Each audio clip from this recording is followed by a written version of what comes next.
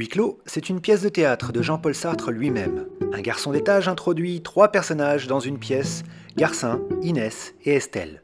Ils ne se connaissent pas, viennent de milieux différents, ne partagent ni les mêmes convictions ni les mêmes goûts.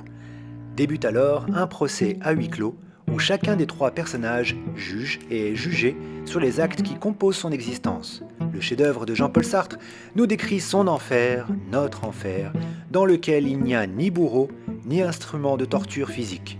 L'enfer, c'est le regard que portent sur nous, les autres, du fait de l'image que nous leur renvoyons. L'enfer, c'est les autres. Nous avons dans cette pièce le personnage de Garcin, journaliste, publiciste. Il se présente à Inès comme étant un homme de lettres dès son entrée en scène. Il a été fusillé en raison de sa désertion pendant la guerre. Garcin représente le lâche, celui qui ne peut assumer sa situation et ses actes. Il a fui la guerre, a défailli devant le peloton d'exécution. Cette fuite permanente se poursuit en enfer, Garcin préférant se raconter des histoires.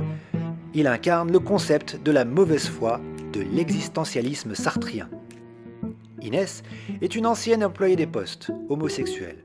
Contrairement à Garcin, elle rejette tout faux semblant et revendique une authenticité et une pleine conscience de ses fautes et de son châtiment. Elle sait pourquoi elle se trouve dans cette pièce et elle n'éprouve aucun regret. Tous ces éléments, sa lucidité et son indifférence au passé, l'opposent à Garcin qui se plonge dans une lâcheté confortable. Néanmoins, à travers sa façade d'invulnérabilité, Inès a honte de son homosexualité. Mais elle en a pleinement conscience et transforme cette honte en plaisir sadique en se vengeant d'elle-même par la lucidité des autres, par la méchanceté. Estelle est la femme d'un vieil homme riche d'origine modeste. Elle s'est élevée au rang de la bourgeoisie à travers un mariage de raison.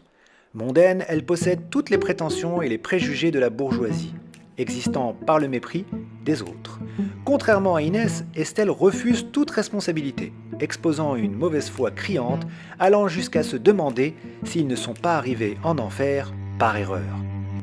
Des trois personnages, elle est la seule à avoir tué et à être capable de recommencer.